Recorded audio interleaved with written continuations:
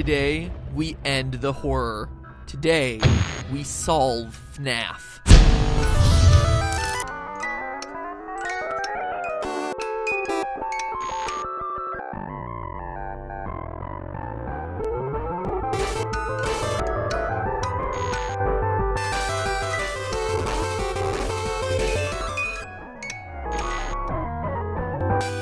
Hello, Internet! Welcome to Game Theory, where, after months of intensive therapy, I'm back to finally put the original FNAF tetralogy to rest. It's done. No more Halloween updates, no more FNAF 5 rumors, and no more fan. Suck on that, you multi-bladed propeller of air. So shortly after my last Freddy theory, I arranged a live stream with some fellow FNAFers to close the book on the series. And what happened was something that none of us expected. We have internet. We have it. We're back. No, not the stream issues. Scott started talking to us. Well, kinda. He kept updating his site, scottgames.com, with cryptic messages as to the true meaning of the game. What is seen in shadows is easily misunderstood in the mind of a child. In the FNAF 4 minigame, why would the tiny toy Chica be missing her beak? And finally, 4 games, 1 story. It was incredible! After a year of taking shots in the dark, finally we were, in a way, hearing back from the man who knew all the answers. Scott Cawthon, the creator, was reaching out from the shadows to give us, for pretty much the first time ever, concrete leads as to where to look. But what did these cryptic clues mean? In the moment, the best I could do was this. Is it possible that FNAF 2 didn't actually happen? But in the days that followed, those 3 clues led theorists on Reddit, Steam, and YouTube to completely throw out everything that they knew about the franchise. What if we were looking at the franchise all wrong? Instead of counting animatronic toes, calculating minimum wage rates, and tracking Purple Guy's work history, maybe we needed to take a step back. What if everything in FNAF was just a dream?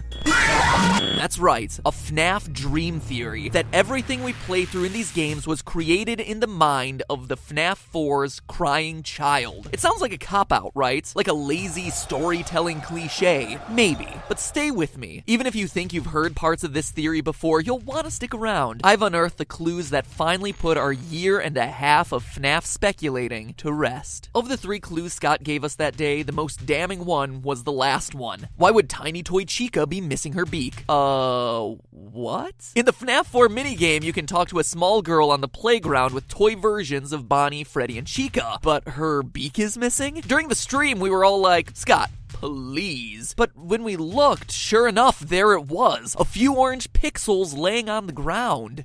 What? Seriously? This was the crucial detail all of us had missed. And yet, for as absurd as it may sound, those 5 pixels changed everything, upending a year worth of theorizing. Because that missing beak directly parallels FNAF 2's new version of Chica, who loses her beak when she goes on the attack. It was something we all had written off as a graphical glitch or a design choice, not as a clue to the meaning of the entire series. And yet, here it was from the creator's mouth. And that is when it started to click. FNAF 2's shiny new animatronics. What are they called? Toy animatronics. And that's not just a cute name the community came up with, like Freddles. It's right there in the custom night menu. It's canon. That's a strange name for a bunch of robots, right? Unless it's meant to be taken literally, and then they're all just a bunch of oh my god. What if they are toys, and this is all just a dream scenario inspired by these little guys? Well, let's keep going with this toy clue. I mean, obviously, the toy animatronics are shiny, plastic-looking fake, just like a small plastic action figure would be. But it explains a bigger question about FNAF 2, the look and design of Mangle. I mean, seriously, the story we're told to believe in this game is pretty absurd. That kids just rip it apart and put it back together again? And so the employees just leave it as a mangled collection of parts for small children to play with. What parents would ever be comfortable letting little Timmy touch that thing? Oh, and here's a cute thing for you to play with. Oh my gosh! Who could have seen that coming? But if we assume FNAF 2 is in the mind of a child who has seen all these toys, Mangle makes a whole lot more sense. He's just a dismantled toy. Think about Sid from Toy Story, who fuses various toys together to create hideous abominations. This explains Mangle's 2 heads. I don't care how much you redesign Foxy, no one planned him to have 2 heads. In fact, note that Mangle appears in a girl's room. An insignificant detail? I don't think so. The Chica-Beak shows that this girl's toys fall apart, just like Mangle, the tear-apart, put-back-together toy. And toys explain FNAF 1, too. The crying child of FNAF 4 has 4 plushies in his room. The crew from FNAF 1. Plushies, as in soft, stuffed animals. What are the original 4 animatronics made out of? Soft materials.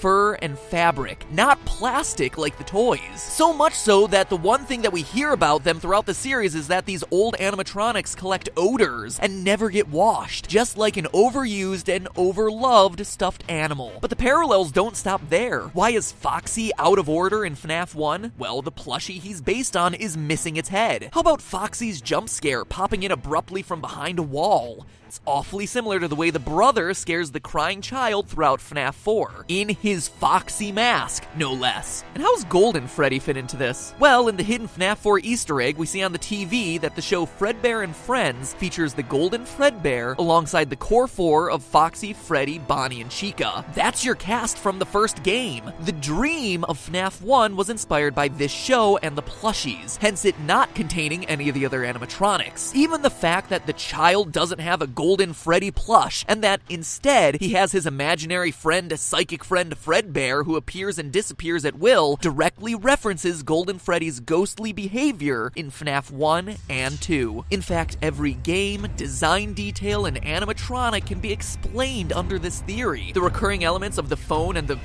fan, right there from some of his favorite toys. The fact that no one in their right mind would work in a place like this? Dream. Firing an employee for something like odor? It's a child's imagination of what employment is like. How about the weird metaphysical hoops that you have to jump through to access FNAF 3's minigames? Well, dreams have weird rules where dialing codes into cinder blocks makes perfect sense. FNAF 3's Springtrap is directly inspired by the girl in her golden body finger puppet that pinches and traps her finger. The idea that the animatronics stuff you into suits comes from this girl spreading the urban legend that if you die, they hide your body and never tell. The naked endoskeletons come from his time trapped in the supply room. Balloon Boy is the dream version of this kid, excited to go to the birthday party. They even have a single balloon each. Even the oddballs of Shadow Freddy and Shadow Bonnie fit under this theory. They're the product of the crying child being freaked out by the shadows that Golden Freddy and Bonnie cast onto the wall. And while we're on the subject of shadows, Dream Theory even rolls up the purple guy. Let's pull in Scott's second clue. What is seen in shadows is easily misunderstood in the mind of a child. Yes, he could be referencing the shadow animatronics, which are literal shadows, but what he's more likely referencing is Purple Guy helping a fellow employee put on the yellow suit. They're in a dark, shadowy room, and what the kid sees, or what he thinks he sees, is someone getting violently stuffed into a suit when it's just a mascot putting on its head. Think about how traumatic it'd be if you were a kid and you were at Disneyland and then saw Mickey Mouse suddenly take off its head. It would blow your mind. But we all know that there's no murder happening. It's just employees going about the daily grind. In fact, that's why Purple Guy is purple. In the Atari-style games, shadows are represented not with black, but with purple, as indicated by the shadows cast by the animatronics on stage. That's why Shadow Freddy, Shadow Bonnie, and even the innocent employee in the dark back room, the shadowy purple guy, are such an unusual color. Still skeptical? So was I. Sure, it answers a lot and smooths out the timeline, but there was still one piece of the puzzle that was missing. One thing that was nagging me. It still felt like a convenient explanation, but not an intentional one. Not something that Scott had planned for the series. All I needed was just that one detail that made everything fit together. But then,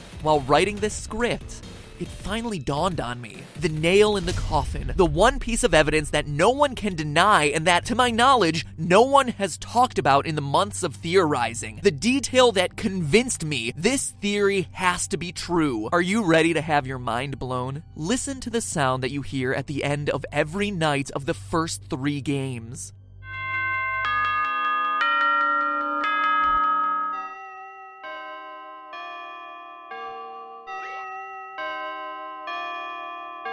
A grandfather clock, chiming the same song every time. Why would the end of my shift in an office be signaled by a grandfather clock chime? It wouldn't, unless I was asleep, dreaming in my house with a grandfather clock right outside my room, just like the layout of the crying child's house we see in the FNAF 4 minigames. 6 o'clock a.m., time to get up. But now let's look at FNAF 4. How does each night end there?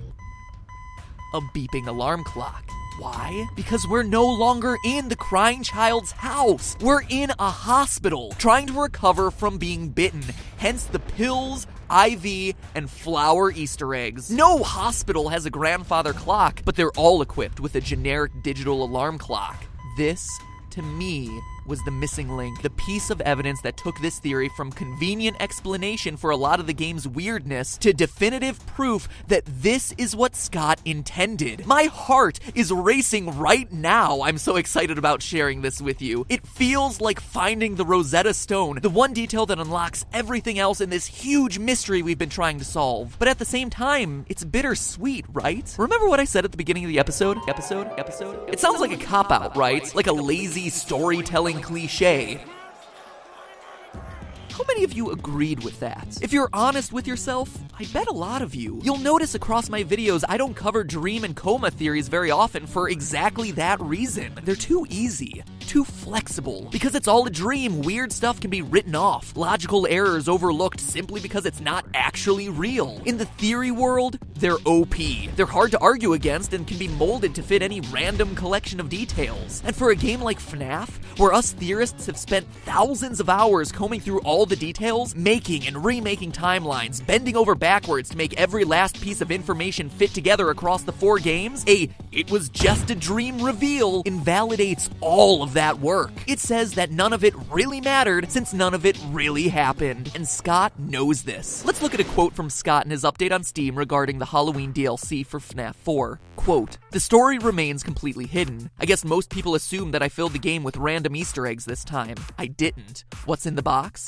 It's the pieces put together. But the bigger question is, would the community accept it that way? The fact that the pieces have remained elusive this time strikes me as incredible and special. A fitting conclusion in some ways, and because of that, I've decided that maybe some things are best left forgotten forever." End quote. To me, the key phrase here is, would the community accept it that way? He knows that it's all a dream explanation would fail to live up to our astronomical expectations. It's underwhelming. What about the puppet? What about the oddly specific detail of the paychecks? How about Scott confirming on Steam that my FNAF 2 theory was almost 100% correct? It's this "will the community accept it" quote that makes me think Scott intended the dream theory to be official, but also understands that ever revealing it would be a huge mistake. Hence him keeping it locked in the box. I mean, you can already see it in the comment threads discussing earlier versions of the dream theory. People enraged by the sheer mention of this thing.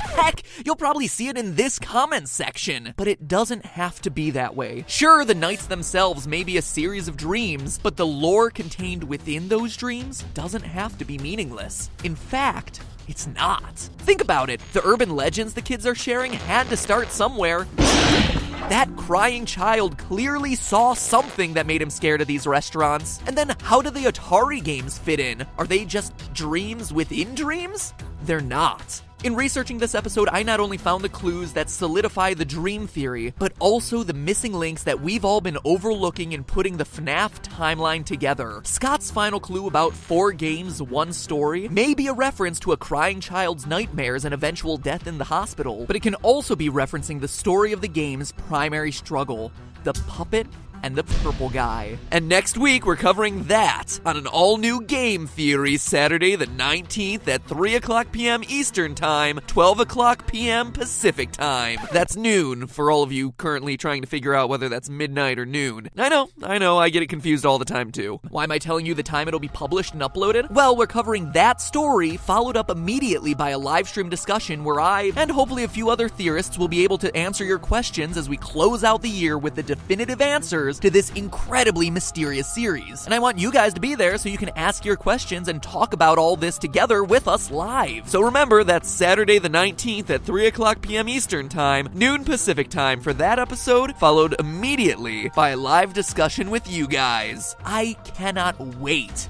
to share all of this with you guys. And in the meantime, remember, that's just a theory. A game theory.